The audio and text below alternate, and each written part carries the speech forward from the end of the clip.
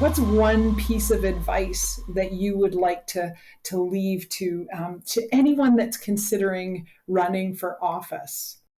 I would say, for me, the things that made it worthwhile is I absolutely love where I live. I absolutely love where I live.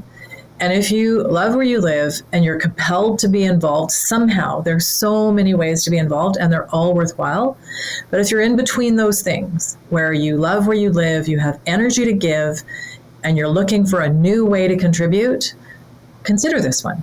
My best advice if you're considering running for office is go and meet the elected officials in your community or in another neighboring community and really start to understand what their days look like, what their weeks look like. In my community, counselors have to work in another job. And then this is on top of that. And then they have family commitments. So really, you have to understand what you're getting yourself into.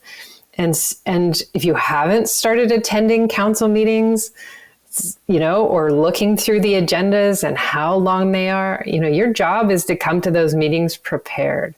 You, as Gladys says, you have the ability to be part of really important decisions for the community that you love. And so you better start off on the right foot and get to know the job before you run for the job.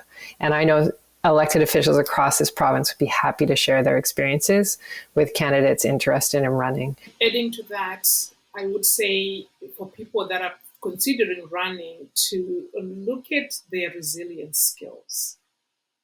It is important for one to know what your limits are. And we had earlier about, Tyler mentioned that he has thick skin.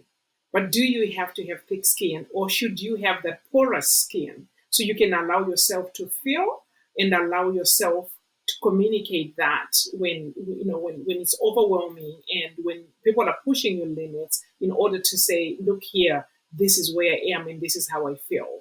So it's important for people to stop and say, how much can I take and what are my resilience skills? So that when you step in, you're going in with your mind, with your eyes open and with your mind open.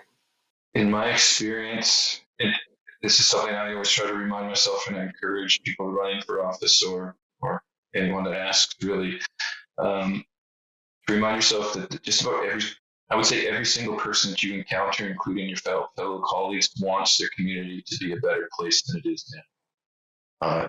So there is always commonality in that. You may disagree on what that path forward looks like, but if you can all remember that's your starting point, I think you realize that